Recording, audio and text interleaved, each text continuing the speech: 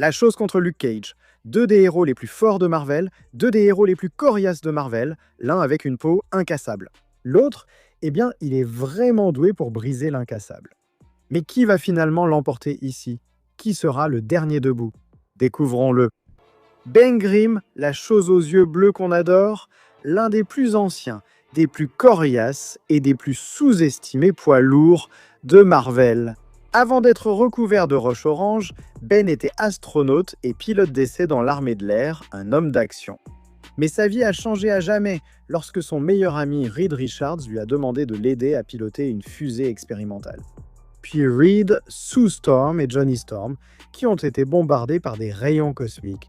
Lorsqu'ils sont revenus sur Terre, Ben s'est retrouvé transformé en une montagne de pierres vivantes. Plus fort que l'acier, plus résistant que le béton, mais toujours avec le même grand cœur au fond. C'est ainsi que les 4 Fantastiques sont nés. La première famille d'aventuriers de Marvel, sauvant le monde des menaces scientifiques, des envahisseurs cosmiques et des dangers venus d'au-delà du temps et de l'espace. La force de la chose, c'est vraiment pas une blague. Au début, il pouvait soulever environ 80 tonnes, mais au fil des années, sa force n'a fait que croître, grâce à un entraînement intensif et à d'autres doses de rayonnement cosmique. Ses exploits sont stupéfiants.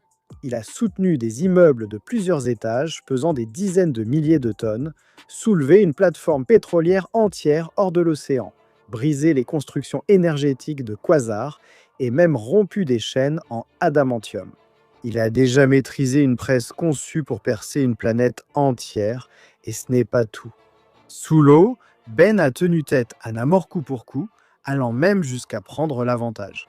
Le surfeur d'argent lui-même a admis qu'il devait augmenter sa puissance juste pour prendre l'avantage sur Ben Grimm. Et puis, il y a sa rivalité sans fin avec Hulk. Bien sûr, Hulk est plus fort en général, mais Ben a mis KO l'immortel Hulk, fait saigner le Savage Hulk et obligé Green Scar Hulk, l'un des Hulk les plus enragés, à le prendre au sérieux. Il ne gagne pas toujours, mais il reste toujours debout. Physiquement, la chose est l'un des héros les plus résistants de Marvel. Sa peau rocheuse lui a permis d'encaisser des tirs de bazooka, des balles de gros calibre, d'énormes explosions et même une décharge capable de fissurer une planète de la part de Galactus lui-même. Chaleur extrême, froid, pression, rien de tout cela ne l'affecte. Très peu de choses peuvent même transpercer son corps.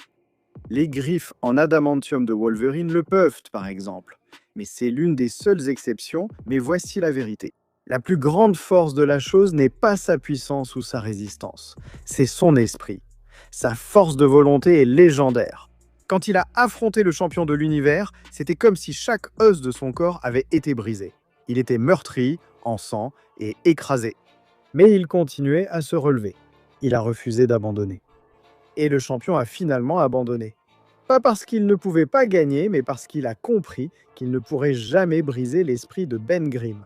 C'est ce qui rend la chose si spéciale. Ce n'est pas qu'un tas de muscles, il a du cœur. Il est résistant. Il est la définition même de ne jamais abandonner, peu importe à quel point les chances sont contre lui. La chère chose aux yeux bleus n'est peut-être pas toujours sous les projecteurs, mais il le mérite. C'est l'un des plus grands héros de Marvel, une force de la nature inébranlable qui prouve encore et encore que lorsque tout semble perdu, c'est toujours l'heure de la baston. Luke Cage n'était pas au départ un symbole. Il n'a pas été choisi par des dieux, ni entraîné par des moines, ni reçu un destin tout tracé. Luke Cage était juste un homme de Harlem, un homme qui a été piégé, jeté en prison, utilisé comme cobaye et laissé pour mort. Au lieu de le tuer, l'expérience l'a transformé en quelque chose de terriblement simple. Un homme qui ne cédera pas. Les pouvoirs de Luke Cage viennent d'une expérience illégale en prison destinée à recréer un sérum de super soldat. Quelque chose a mal tourné, ou peut-être que quelque chose s'est parfaitement bien passé.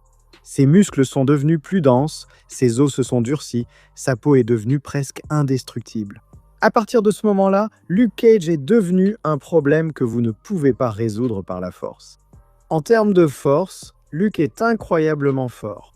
Il a empêché un avion de décoller, soulevé un bulldozer et l'a lancé au-dessus de sa tête, transporté un camion entièrement chargé sur 7 pâtés de maison sans ralentir, ouvert de force d'énormes portes en pierre qui n'étaient jamais censées bouger. Et quand Luke Cage frappe quelque chose, c'est définitif.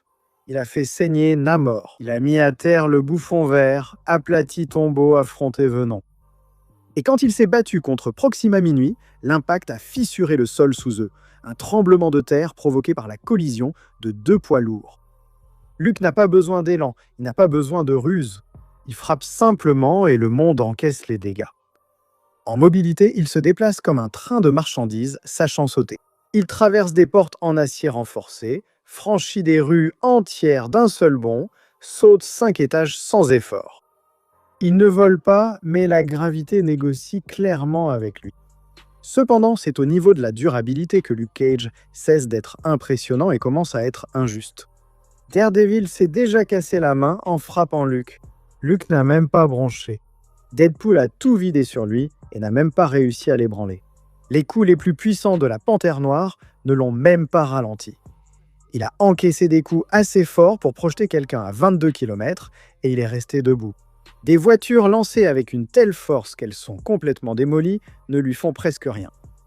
Il a encaissé plusieurs rayons optiques de Cyclope et un coup de poing chargé à pleine puissance de poing d'acier qu'il a envoyé à travers un immeuble. Il s'est relevé. Il a survécu à une longue raclée infligée par un poing d'acier sous contrôle mental et est resté dans le combat.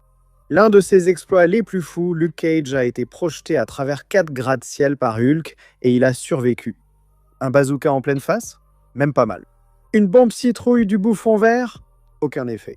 Même quand la chose l'a plaqué assez fort pour faire s'effondrer un immeuble, l'a envoyé dans les airs d'un coup de poing, Luke Cage s'est quand même relevé. Sa peau ne fait pas que résister aux dégâts, elle les rejette. Les épées se brisent avant de le couper, les balles ricochent, les tirs de fusil à pompe ne percent pas sa peau. Il a résisté aux flammes de la torche humaine, à l'électricité, à l'acide, aux points de pression, aux attaques nerveuses et au poison. Rien ne le ralentit. Luke Cage n'encaisse pas seulement les dégâts, il l'ignore complètement. Luke Cage n'est pas tape à l'œil, il n'est pas compliqué. C'est un mur qui rend les coups. Tu ne peux pas le surpasser en puissance, tu ne peux pas lui résister plus longtemps. Une fois que Luke Cage a décidé que tu es fini, tu es fini. Alors, qui gagne? Eh bien, analysons cela. Commençons d'abord par la force. Maintenant, la chose est vraiment dingue. Classe 100 officiellement, ce qui signifie au moins 100 tonnes. Mais sa véritable puissance va bien au-delà de ça. Il a empêché un bâtiment de 30 000 tonnes de s'effondrer et l'a remis en place.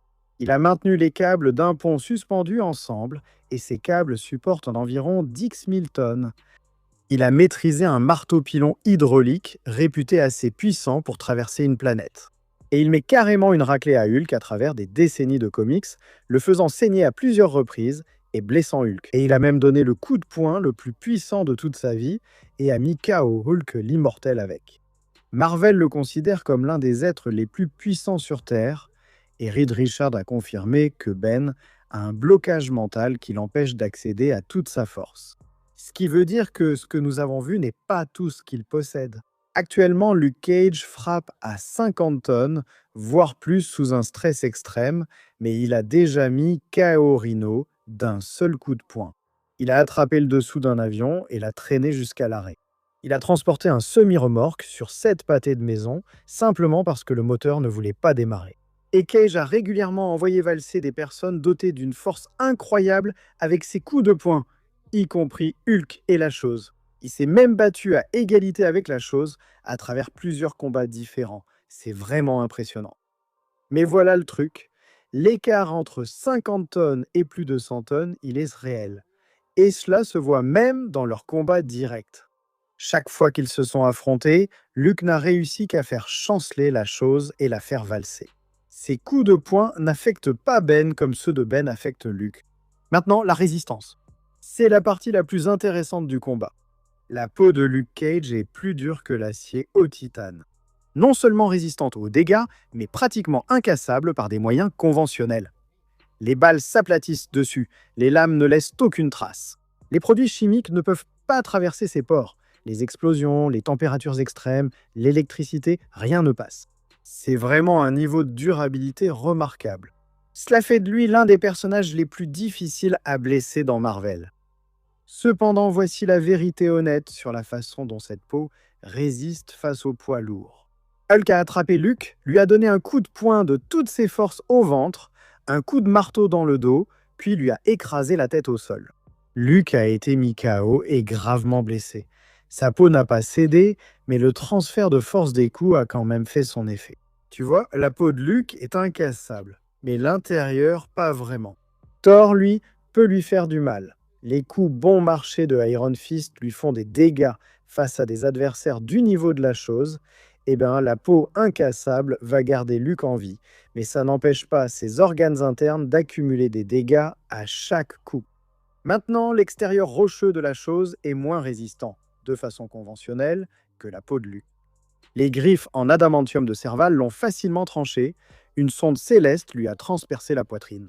Il a déjà été blessé par des choses que Luke Cage a réussi à encaisser sans problème, mais en termes de force brute et de coups de poing. Eh bien, Ben a résisté aux meilleurs coups de Hulk pendant des décennies de combat. Il a encaissé des coups du surfeur d'argent et possède même une sorte de facteur de guérison. Il a régénéré une grande partie de son corps en une semaine après un combat brutal contre Hulk. Sa durabilité sera meilleure que celle de Luke Cage, même si la carapace rocheuse de la chose sera un peu plus pénétrable que la peau de Luke. Et maintenant, qu'en est-il de leurs compétences en combat? Eh bien, ces deux gars sont des bagarreurs d'élite avec des décennies de combats de rue à leur actif, et aucun d'eux ne se bat bêtement. Luke s'est beaucoup entraîné avec poing d'acier, et il a des années d'expérience réelle en combat derrière lui. La chose s'est battue contre Hulk, Namor, des menaces cosmiques et tous les gros calibres de Marvel depuis 1961. Aucun des deux n'a vraiment d'avantage significatif ici en termes de compétences. Les deux sont expérimentés, les deux sont intelligents en combat. Cependant, là où je pense que Ben a un avantage, c'est simplement dans son refus total d'abandonner. Et ça va lui donner un avantage sur Luke Cage. Comme la chose s'est battue contre Hulk pendant 1 heure et demie tout en se faisant frapper à plusieurs reprises et a continué, il a même finalement gagné le combat en donnant tout ce qu'il avait. On peut dire à peu près la même chose pour Luke Cage, mais pour la chose, eh bien c'est toute son identité. Il ne tombe tout simplement pas et il ne s'arrête pas tant qu'il peut respirer. Ce n'est pas le cas pour une victoire de Luke Cage. Eh bien, tout repose sur la peau incassable de Luke. Cela va poser un problème que la plupart des adversaires ne posent pas. Cela va rendre Luke Cage plus difficile à blesser que la plupart des gens. Et on peut dire que si Luke Cage peut contrôler le rythme du combat, être plus rapide, plus intelligent, rester proche, encaisser certains coups de la chose, continuer à placer ses propres attaques, eh bien, au final, peut-être qu'il a une chance de gagner. Honnêtement, je ne pense pas que ce sera le cas. Voici pourquoi. Luke a montré à plusieurs reprises que si on le frappe assez fort, il va le sentir. Hulk l'a prouvé. La peau de Luke ne se déchire pas, mais les lois de la physique font qu'être frappé par quelque chose qui génère plus de 100 tonnes de force cause quand même des dégâts importants. Ses organes internes ressentent toujours ses coups. Son corps va quand même accumuler ses dégâts, même si rien ne se casse visiblement. Et l'écart de force entre la chose et Luke Cage signifie qu'à chaque échange de coups entre les deux, ça va coûter beaucoup plus cher à Luke qu'à la chose. Et les coups de poing de Luke n'affectent tout simplement pas la chose de la même manière que ceux de Ben affectent Luke. Leur historique de combat le prouve clairement. Luke peut faire chanceler la chose, peut l'envoyer valser, mais il ne peut pas vraiment lui infliger des dégâts significatifs comme il le faudrait pour gagner ce combat. Luke Cage peut lui donner du fil à retordre. Luke ne tombe pas facilement, mais chaque échange va coûter beaucoup plus cher à Luke qu'à la chose. Et au final, c'est la chose qui va gagner. En y regardant bien, ce ne sera finalement pas si serré. Mais qu'en pensez-vous? Dites-le moi dans les commentaires ci-dessous. Je sais que vous allez avoir des avis et des réactions là-dessus, c'est certain. Si vous êtes resté jusqu'ici et avez regardé la vidéo jusqu'au bout, c'est incroyable. Merci de nous regarder et de nous soutenir. Abonnez-vous si vous le souhaitez. Vous verrez plus de vidéos comme celle-ci chaque semaine. Je vous verrai alors. Je vous verrai la prochaine fois.